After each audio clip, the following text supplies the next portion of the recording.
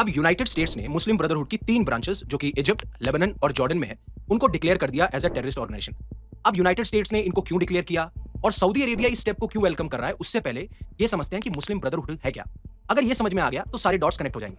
अब मुस्लिम ब्रदरहुड एक Islamist movement है जो कि 1928 के अंदर इजिप्ट में फाउंड किया गया था बाय हसन अल बना।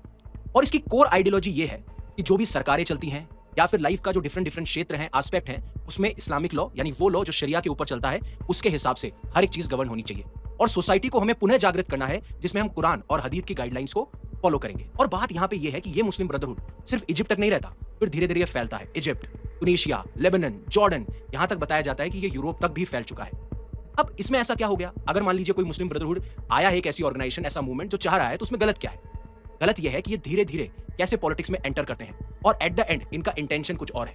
तो इनका मॉडस ऑपरेंडी अगर मैं बताऊं तो मॉडस ऑपरेंडी इस तरीके से काम करता है। पहले ये धीरे-धीरे सपोर्ट बिल्ड करते हैं। यानी मान लीजिए मॉस्क हो गए, मस्जिद हो गई, चैरिटीज हो गई, चैरिटीज करते हैं, एनजीओ, स्कूल्स, वहां पे जाके ये आइडियोलॉजी या विचारधारा के बारे में बात करते हैं और धीरे-धीरे सपोर्ट गैदर करते हैं।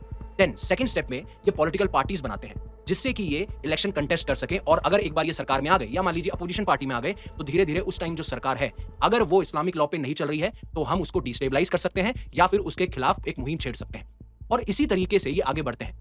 बट अब ये देखा जा रहा है कि एक तरफ इनके काफी सारे ऐसे ग्रुप हैं, संगठन हैं जो एक्सट्रीमिज्म की राह अपना रहे हैं, टेररिज्म के प्रिंसिपल्स को फॉलो कर रहे हैं, और साथ साथ में जहां जहां भी इनकी प्रेजेंस है वहां वहां पे बहुत ज्यादा अनरेस्ट, केओस और प्रोटेस्ट देखने को मिल रहे हैं।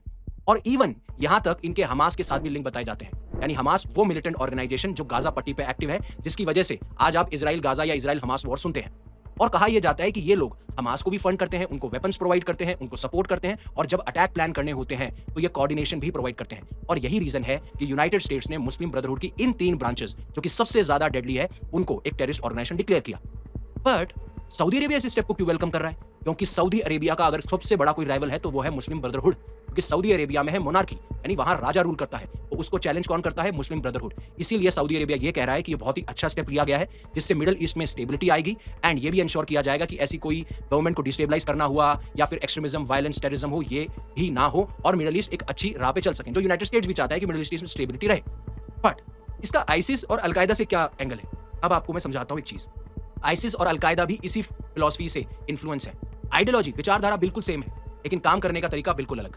जहां पे ये अपने आप को, मुस्लिम ब्रदरहुड अपने आप को एक पीसफुल ऑर्गेनाइजेशन कहते हैं, हालांकि इनके कुछ विंग्स हैं जिसके बारे में मैं डिस्कस कर चुका हूं। बट अलकायदा और आइसिस ये कहते हैं कि हमें और वायलेंट होना पड़ेगा, लेकिन ये इस चीज से एग्री नहीं करते। इसीलिए इन दोनों के बीच में डिफरेंसेस हैं, क्योंकि अलकायदा और आइसिस ज्यादातर टेररिस्ट अटैक्स में इन्वॉल्व होते हैं, धीरे धीरे कैसे कैप्चर किया जाए उसमें इन्वॉल्व होते हैं। वहीं पे ये पॉलिटिकल पार्टीज बना के एक पॉलिटिकल मूवमेंट के तहत सरकार में आना चाहते हैं।